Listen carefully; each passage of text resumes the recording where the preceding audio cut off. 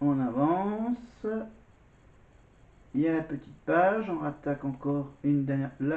La suite de la deuxième partie du Prime.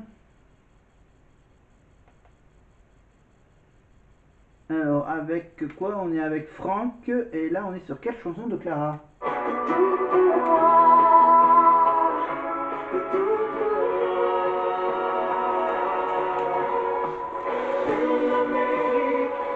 D'accord, d'accord, donc on avance. On avance, on avance, on avance. Voilà, donc demain, je vais tourner la vidéo avec le retour au château, avec Karima, etc. Oui, qu'est-ce que j'ai donné? J'ai parlé de Arras parce qu'il y a des trucs avec Marine. Là, voilà, là, malheureusement, là, j'ai avancé, mais j'ai pas encore. Je vous ai pas encore donné les réponses à la troisième partie des questions sur Mission Impossible. Oui, la question 11 sur le cerveau de l'équipe de Mission Impossible. Le cerveau, c'est c'est Jim Phelps, évidemment.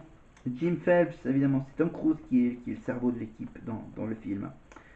Mais dans la série Mission Impossible, le terme que l'instance suprême qui dirige l'équipe, ben, l'instance suprême, c'est le département de l'État. Voilà, réponse A. Et le titre de la seconde série de Mission Impossible, diffusée plusieurs années après l'arrêt de la première, c'est. C'est la réponse 33. C'est bien sûr 20 ans après. Voilà, Mission Impossible 20 ans après, évidemment. Et l'électronicien de l'équipe de Mission Impossible, l'électronicien, c'était Barney. Oui, il a vraiment un prénom à être électronicien. Voilà. Et le producteur des trois films, des trois premiers films tirés de la série Mission Impossible, sortis au cinéma entre 96 et 2006, c'est évidemment Tom Cruise, of course, bien sûr. Alors, pendant le Starac Mix, on va parler des 5 dernières questions. Ah, la question que tout le monde te pose. Quelle est la phrase célèbre qu'on entend au début de chaque enregistrement décrivant la mission confiée à l'équipe de Mission Impossible? Au début, le gars, il dit: Bonjour, monsieur Phelps. Votre mission que vous devez accepter est. Réponse A. Réponse B. Bonjour, monsieur Phelps. Votre mission, c'est tout deux fois vous l'acceptez. Réponse C. Bonjour. Bonjour, monsieur. Moi, c'est votre mission. Réponse D. Bonjour, messieurs. Votre mission que nous n'irons vous avoir confiée. Facile. Question facile. Question 16. Question 17. Alors, question 17, c'est. On a parlé du cerveau, de l'électronicien. Maintenant, je vous demande qui est l'homme fort, le costaud de l'équipe de Mission Impossible. Willy ou Rollin? Voilà, parce que Barney c'est l'électronicien et Jim c'est le cerveau. Mais qui est le costaud? C'est Willy ou est-ce que c'est l'autre? Rollin? Voilà, je vous enlève deux réponses qui sont déjà données. Question 18. Question 18, une question intéressante, c'est la question sur la musique de la série. Qui est le compositeur du très célèbre générique de la série Mission Impossible? Est-ce que c'est A. Ennio Morricone? Lui, il fait mieux les westerns. Est-ce que c'est B. John Williams? C. Eric Serra, le grand bleu? Ou est-ce que c'est réponse D. Lalo Schifrin? Alors, je répète les compositeurs. Ennio Morricone, John Williams, Eric Serra ou Lalo Schifrin? Encore deux questions et on revient sur le prime de la Starac. Question 19. Ah, question sur le film Mission Impossible. Quelle actrice française a tourné dans le film Mission Impossible tiré de la série? Et c'est le film qui est réalisé par Brian De Palma, le premier Mission Impossible, je crois. Réalisé par Brian De Palma en 96. Est-ce que c'est A. Juliette Binoche, B. Élodie Bouchez, C. Emmanuel Béard ou D. Marion Cotillard? L'actrice française qui joue dans le premier film Mission Impossible tiré de la série, bien sûr, le film de Brian De Palma en 96, dans lequel il y a aussi Jean Reno qui joue le rôle du pilote d'hélicoptère qui passe dans le tunnel sous la Manche. Est-ce que c'est A. Juliette Binoche, B. Élodie Bouchez, C. Emmanuel Béard ou D. Marion Cotillard? Et la dernière question, je vous donnerai réponse dans quelques minutes. Ah, donc là, on avait commencé cette série évidemment par la phrase qui introduit le début du message, de l'enregistrement qui décrit la mission à l'équipe. Et voici donc, à votre avis, quelle est la dernière phrase de ce fameux message, de cet enregistrement? Toujours, évidemment, qui décrit la mission confiée à l'équipe de chaque épisode. Est-ce que la fin, ça se termine par ce message s'autodétruira, hein? L'articulation. Ce message s'autodétruira dans 5 secondes. Réponse B. Ce magnétophone implosera dans 30 secondes. C. À vous de jouer, monsieur Phelps.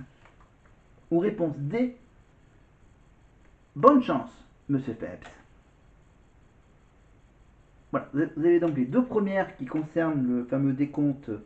Est-ce que c'est un message qui s'auto-détruira au bout de 5 secondes? Est-ce que c'est le magnétophone qui va imploser dans 30 secondes? Ou est-ce qu'à la fin, il va quand même dire à vous de jouer, monsieur Phelps? Ou encore, réponse D, bonne chance, monsieur Phelps.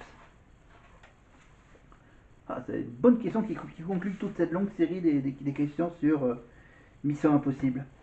La réponse, je vous laisse encore réfléchir sur les réponses, parce qu'il me reste encore la petite question météorologique, évidemment. Évidemment, c'est pour ça que j'ai toujours à côté de moi la petite cloche, mais surtout ma petite sphère. Voilà. Ma petite sphère orange. On écoute ce fameux... on avance. D'accord, on n'avance pas, on fait tourner la sphère. Alors, on fait tourner la sphère. Oh, oh, on se calme, je remettrai voilà, je remets la boule dans la sphère. Voilà, on va toucher correctement la boule, sans ficher. Et voici donc la page météorologique avec Louis Baudin. Malheureusement, je tombe sur la page 22. La page 22 de la météo. Merci.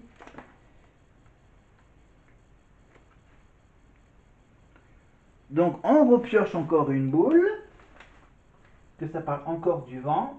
Donc, hop, on remet la petite trappe.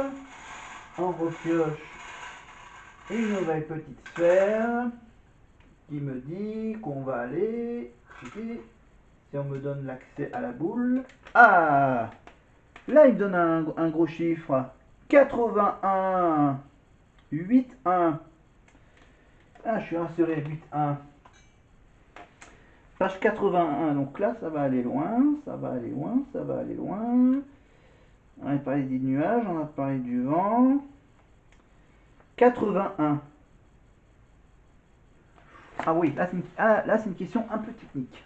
à une question un peu technique, c'est, enfin la réponse toujours à la question de Louis Baudin, pourquoi une chaleur humide est-elle plus difficile à supporter qu'une chaleur sèche?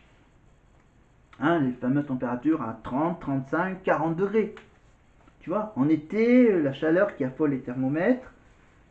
Mais à se demander si les chiffres qu'on donne, les 30, 35, 40, sont-elles révélateurs de la façon dont elles affectent notre corps? La réponse ne va pas de soi car d'autres paramètres sont à prendre en compte. Alors, j'en veux pour preuve qu'en plein été, un exemple, en plein été, un habitant du Luberon s'accommodera d'une température de 40 degrés alors qu'une personne à Bordeaux aura bien du mal à supporter 30 degrés, sauf si elle profite d'un vin rafraîchissant, bien sûr. Attendons-nous bien. Voilà. On ne prétend pas que les habitants de certaines régions soient plus endurcis que d'autres aux chaleurs extrêmes. C'est que la température de l'air mesurée à l'ombre par un thermomètre, qui est la valeur officielle retenue pour tous les relevés météo, ce n'est pas le seul facteur impliqué dans l'inconfort qu'éprouve le corps en cas de forte chaleur. L'autre grand responsable, vous l'aurez deviné, c'est l'humidité, évidemment. Et oui, le fameux pourcentage d'humidité. D'ordinaire, notre organisme compense une hausse de chaleur interne dans le cas d'un effort physique soutenu ou extrême, lorsque c'est la température ambiante, qui est en cause. Voilà, c'est le mécanisme bien connu. La transpiration, en effet, que la chaleur excessive soit due à un effort physique intense ou à la température ambiante, la transpiration à la surface de la peau permet au corps de se maintenir à une température normale car l'évaporation des gouttes de sueur crée une légère fraîcheur. L'excès de chaleur est évacué en vapeur d'eau qui est à son tour absorbée par l'air ambiant. Voilà, faut avoir fait faut être fort en sciences.